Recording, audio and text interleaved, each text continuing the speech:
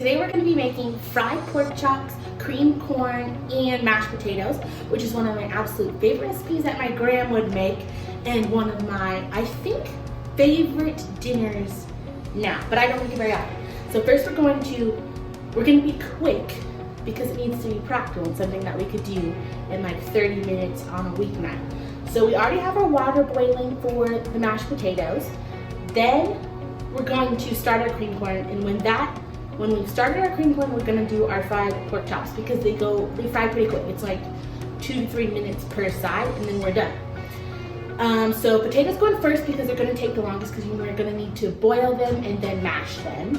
I don't know how many our potatoes are gonna yield. I just picked out my potatoes from my fridge that were gonna go bad, and we're going to wash them, chop them up, put them in the boiling water.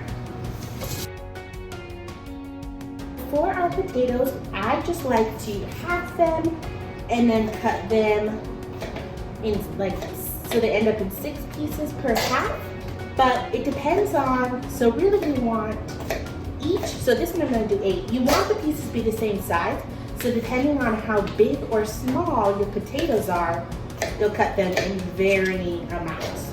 It doesn't have to be exact, but that way they boil at the same time, and they'll be soft at the same time when they're cooking. So this one is a bit thicker, so I'm probably going to end up, let's see here, with 10 pieces. I believe I've used 1, 2, 5, 6, 7, 8. I'm going to use 8 potatoes. I don't know how many mashed potatoes that makes. Anytime I make mashed potatoes, I just think, oh, I've got a lot of rotten potatoes. Time to use them, you know? Also with our creamed corn, we're making homemade creamed corn so we can use up the heavy cream I have in the fridge because it expires today. So, you know, excellent timing. I'm probably making mashed potatoes for like 10 people and I don't even know. Actually, I think my mom for Thanksgiving for mashed potatoes estimates 1 potato per person and then 1 for the pot, or 2. I don't know.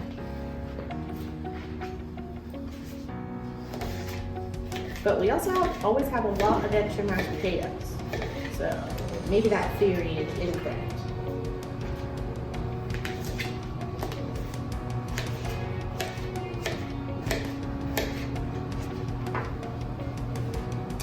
Then as I finish chopping these up, I'm just gonna rinse them off one more time. That way all the dirt is gone. And then we'll pop them in our boiling water, and we're just gonna let them boil. I'm gonna time it, but it's just until they're like fork tender, and then we can mash them up easier. Okay.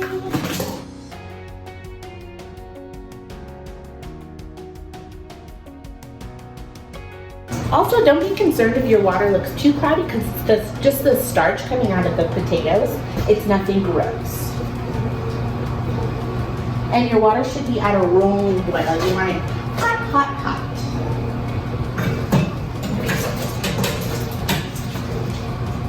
Okay, cool. I'm going to turn mine up a little bit.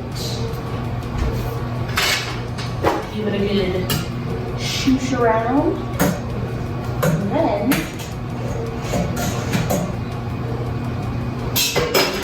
okay, that's good to go.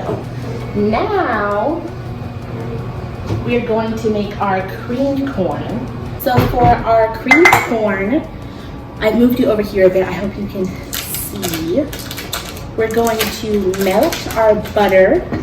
First, I'm using however much this is, 4 tablespoons. Which should be perfect, you know.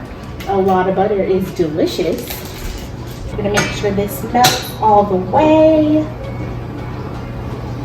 It's very hot. Then we're going to add our corn and whipping cream. I'm gonna use 2 cans of corn because that's what I have, and I'm gonna use an approximate amount of whipping cream. Well, heavy cream. Then, so we're going to add our corn, cream, Then we're going to make like a little side roux with flour and milk, which should help us out with the thickness because we want it to be kind of a substantial creaminess. So we're just gonna mix that on the side, add it in. We're gonna be adding cayenne pepper, salt, pepper, and a little bit of sugar because it's kind of like a sweet corn situation, which I think is one of the keys. I actually don't remember. We ate cream corn a lot with fried pork chops, but I don't actually remember watching my grandma cook any. So maybe, I'm sure she cooked cream corn at some point. But I'm thinking she mostly used cream corn from the can. But we're not doing that today because we gotta use up our heavy cream, you know? That's the game plan. I'm going to drain my corn. I have read recipes of people doing it either way, but to me it just seems difficult with all the corn juice to get like that thick, creamy cream corn body that we're looking for.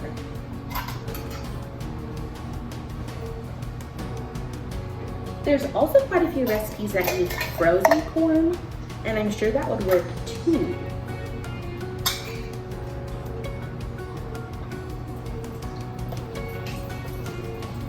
I don't actually know if I really like cream corn. I want to like it. It feels so homey and delicious. But it's also kind of weird, you know? Second pan, excellent. So I'm just gonna stir this up, just mix in with the butter. And then I'm going to add my cream. I'm thinking about a quarter of a cup.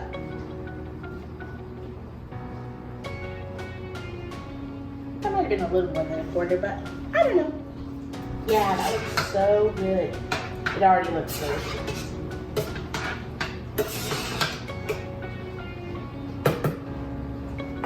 Great. And then we need a little bowl. I'm going to use 3 tablespoons of flour and then a splashing amount of milk. Well, I guess 3 tablespoons of flour. I'm thinking this much, probably another quarter cup. We're just gonna whisk this together. So you can do with any sort of soup or sauce if you make the roux on the side, which is flour and milk or cornstarch. You end up with a much thicker sauce and it gives it body. I think it's also called a slurry, or maybe one of the other is called a slurry and the other one's called a roux. This might actually be a slurry. I don't know. Maybe one with cornstarch is a slurry and then a roux is with flour?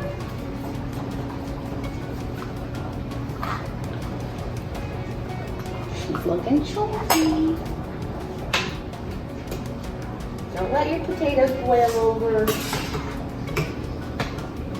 Also, you want this cream corn to be at a low temperature because you absolutely don't want to burn all the dairy that we're putting in there, because milk and cream is pretty sensitive to heat.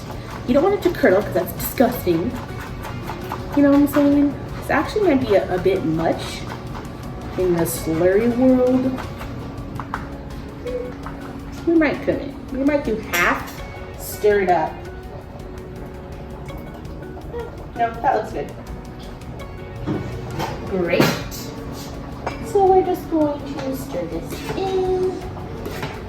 Yum, yum, yum. We've got a lot of liquid in there. I'm hoping that cooks a little bit. We're gonna add our salt and pepper. I would like a lot of salt in here, because it's a very creamy dish. It's gonna be very heavy, so we need saltiness to cut it through. We also want a lot of pepper, so it's very well seasoned. And then we're gonna add our cayenne. You can add as much or as little as you would like. You don't even have to. I think it makes it delicious. I'm adding would call that half a teaspoon, I think. Ooh, yeah, it's already thickening up. Excellent. I'm gonna give that a stir, and we're just gonna let it sit for a little bit to see how it thickens, see if we need to add any more seasoning. Oh, it looks so good. Okay, great. Then we're gonna add our sugar once we taste it a little bit based on our seasoning situation. Our potatoes are still going strong. Okay, great. Now we're gonna start on our pork chops. For our pork chops, you're gonna wanna use some sort of deep skillet. You can do it on the stove. This was my grandma's and I really like using it specifically for this. Look at the cute top. We're so vintage around here. The little handle has what degree you should cook certain meats, which is just so practical and cute. The little temperature control over here has an eject switch, which I don't understand. Eject from what? What's that for? I have no idea. Okay, we're gonna do a taste test of our pin corn.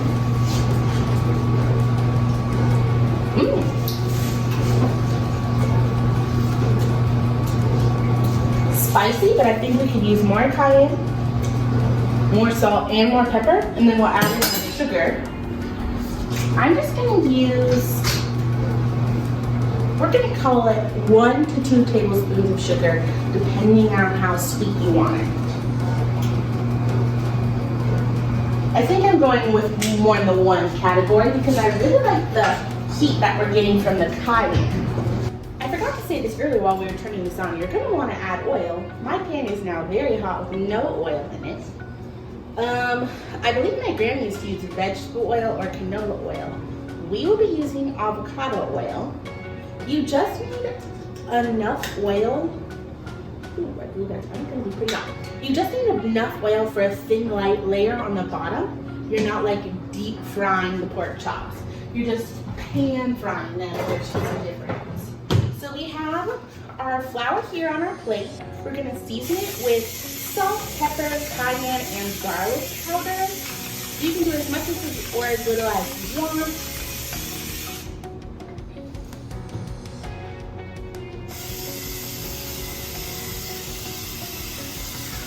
When you know when the oil is hot enough, it gets this sheen on top that looks glistening.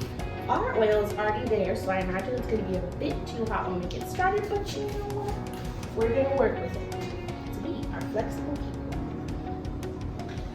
I'm putting cayenne in this just because I like it I like themed seasoning for a dinner meal, which I think makes it taste better. You don't have to. But for example, like I don't like sage pork chops with cayenne sweet corn, you know what I'm saying? You want them to go well together. If I could stop spilling stuff, that would be excellent. Okay, so you're gonna mix up your flour with your seasoning. Give it a good little stir situation. I'm going to glove up because I don't like touching the meat and I don't want to hear anything about it. So we're gonna pat dry our pork chops. We're now about to be like aggressively cooking. I have mine set at 325. I think that may be too hot at the rate that this is looking, but you know. The drier they are, the easier the flour will stick to them, which seems a bit counterintuitive, but it's the truth. Most important note. Only use bone-in pork chops. They are significantly better than pork chops without the bone. They're much more flavorful, much more juicy. They cook more evenly somehow. It's delicious, and then you get the crispy bits on the edges of the bone, which are wonderful. Then you can kind of gnaw on the bone when you get down to after that main and meaty section. So really, I tried to make them once with boneless pork chops and it was not good at all. Not worth making in any sort of fashion. I'm making a huge mess today. Fine. You know what? You always have to clean after you cook anyway, so there's no reason to be upset about it. Just give these a good dunk. And remember what I said last time, I like things to be well coated. We're not a light coated unit over here. We are a firm coating. Great, that's good to go. I'm just gonna give this a good sweep into the sink. Put this over here.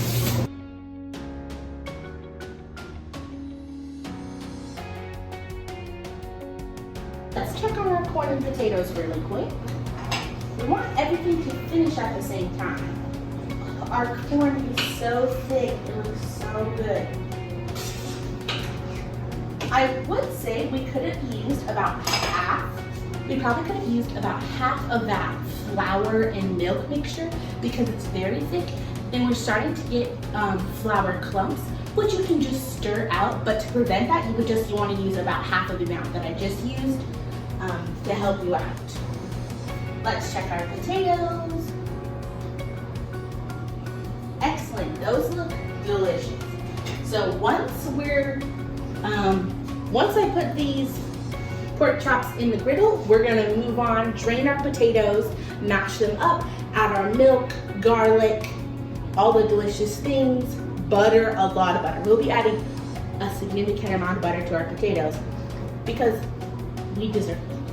I can't find my tongs, so we'll be using these meat stabbers.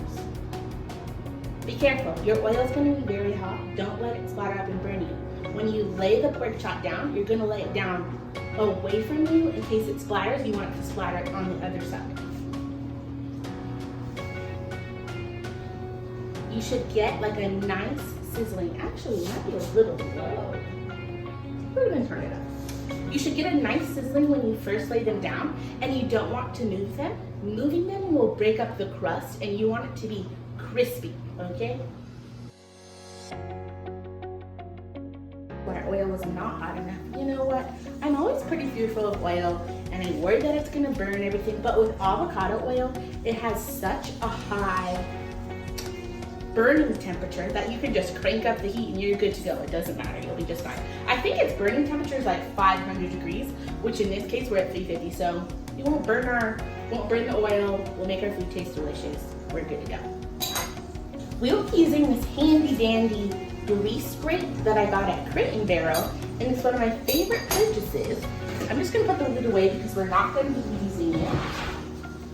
The lids tend to trap in moisture, which makes crusts on any breaded foods soggy, and we're going for crispy. So you want air flowing throughout. Like a mesh block works just fine, but you don't want to constrict all the moisture in because we'll end up with a soggy crust. Again, with corn stuff, you want to pour it not towards you. You're going to go away from you in case it splashes.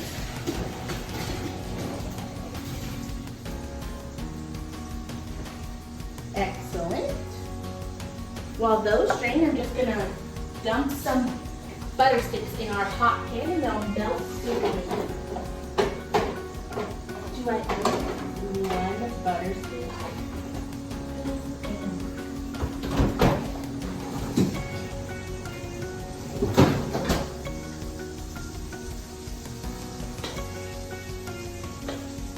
You know when you're cooking meat and the little blood comes out?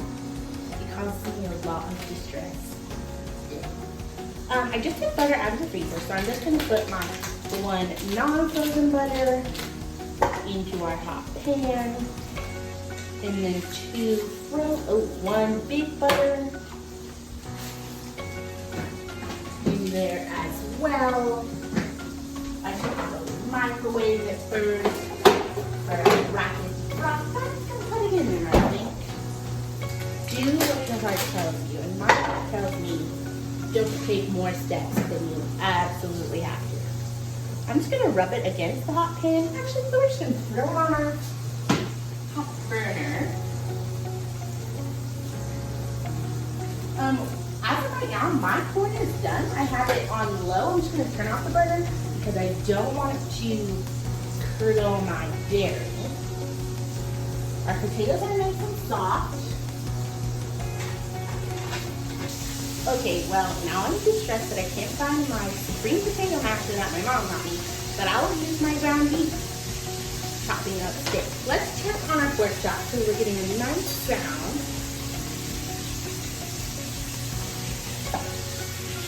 Nope. I have a tendency to rush these things because the sounds make me so nervous. So here's your side note, not to be nervous if it sounds like aggressive popcorn. Oh, our butter's almost melted, so let's add that in our potatoes.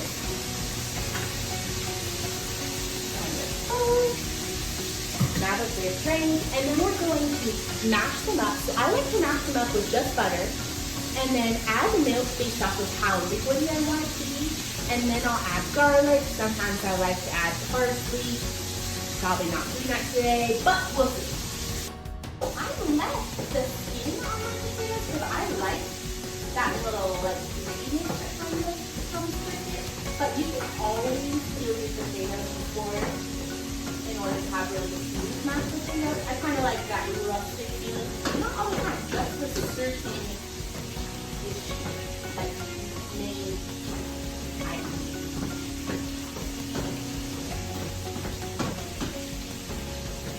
Okay, I'm going to put some liquid so it's going to get over there. Also, you can't always add more liquid, but you can't take away. So don't overdo it.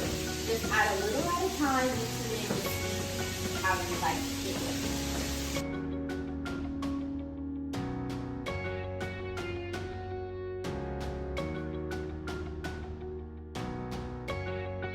This is really good. I just want a little bit more liquid.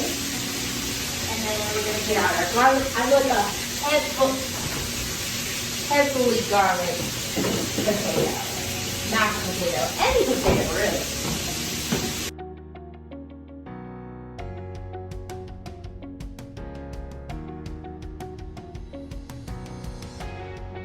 This is what our potatoes are looking like. They look absolutely delicious. Let's check this one more time. Ooh. Okay, so it's starting to brown a bit more, which is great. I want crispy brown, so we're just going to let it keep going. And depending on how hot your oil is, you want it pretty hot. But depending on it, you're not going to be able to set a time. Just keep an eye on it, it'll be fine. Do other things, forget about it a little bit, check on it, the routine. So I'm going to start with one hefty spoon of garlic, and I think that's good. Oh, we almost forgot our stove. Okay, I use Jamie salt for a lot of stuff, but I use normal salt for my potatoes. No need to break a great thing. Okay, let's get this mashed up. Actually, I'm going to swap to a different spoon. To a very hard.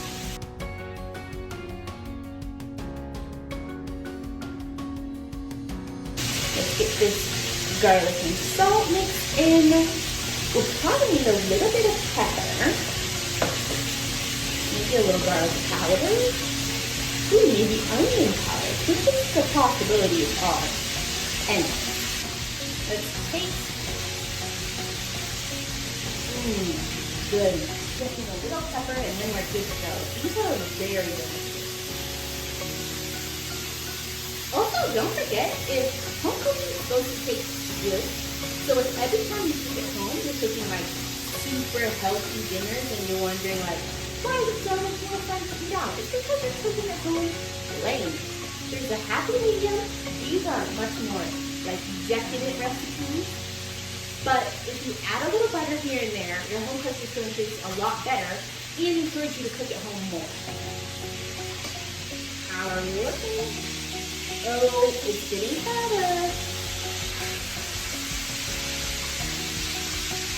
Yep.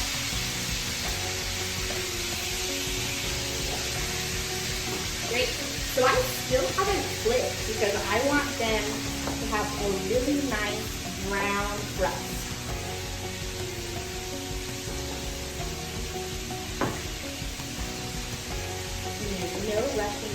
So we have quite a bit of potatoes here. I would say 6 to 8 servings if you do like a normal portion. So maybe 8 servings if you're doing a customary portion. If you're doing like a good feast, you got 6. And we use 8 potatoes. So that theory probably works pretty well with the 1 potato per person plus 1. Okay, so our potatoes are done. Our candy corn is done. Look how can you do this? It's like big. Good. Okay, while we wait for our pork chops here, we're gonna do our dishes. Because we're adults. So clean up as we go so we can enjoy our dinner when we're done.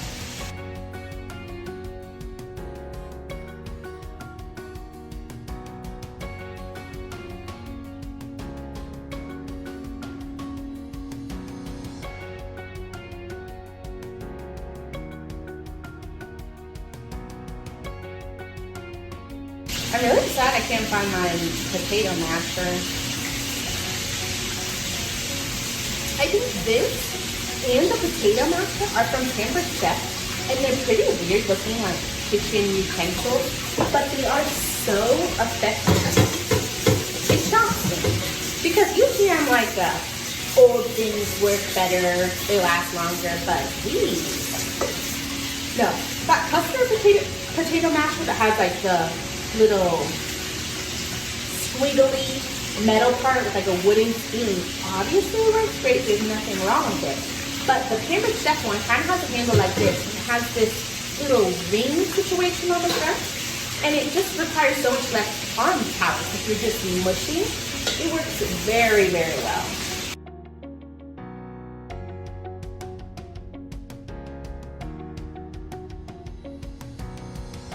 Maybe we should chop up a garnish for our plate after this if we need more stuff to fill up our time while we wait for our pork chop.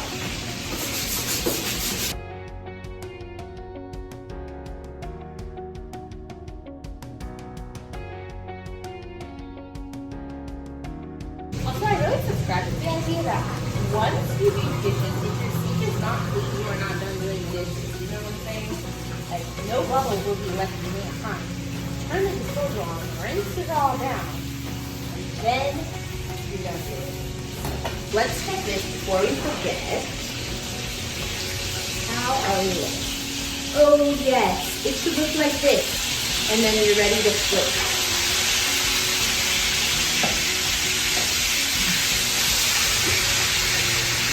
Don't forget, the second side always takes shorter because now your oil is really hot. It's not catching up to heat up. No. So we gotta be quick, and you don't want to forget about them on the second side. I subscribe to the idea that absolutely forget about them on the first side. Second side, we're gonna do check in more. But for now, we're gonna dry up our dishes. Once we're done drying, we'll check on our pork chop.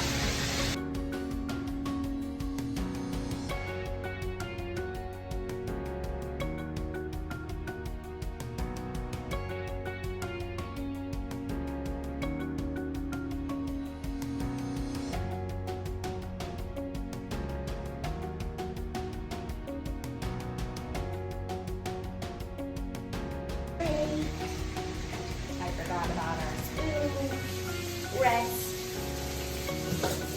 rinse. This is not dirty, it's just stained. Don't judge me. Okay, let's check on our pork chops. We got a rippage situation. Ow. This is very hot to put it on top of here.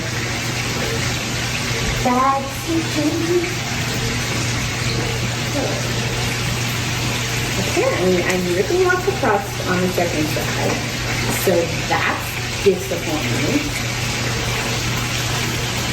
I'm not going to show you that. Okay, let's start plating our food so we can know what we need to add. I like pesky soup of potatoes, people.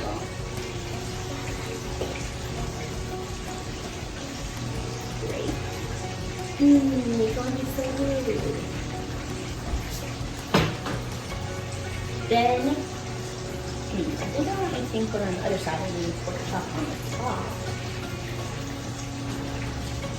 This is yum. Also, if you wanted to add a side salad or a vegetable, you could. I'm not holding you back. This is your decision. I'm just saying, this tastes great. Our pork chops look done, so we're gonna make sure we unplug our, whatever this thing's called, skillet. I'm gonna pick out one that looks delicious. Look at this crispy boy. I'm gonna put it on the top / side, push it down. It looks delicious.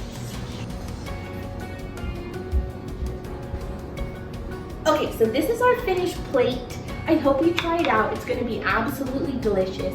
If you have a chance to cook from home, you absolutely should.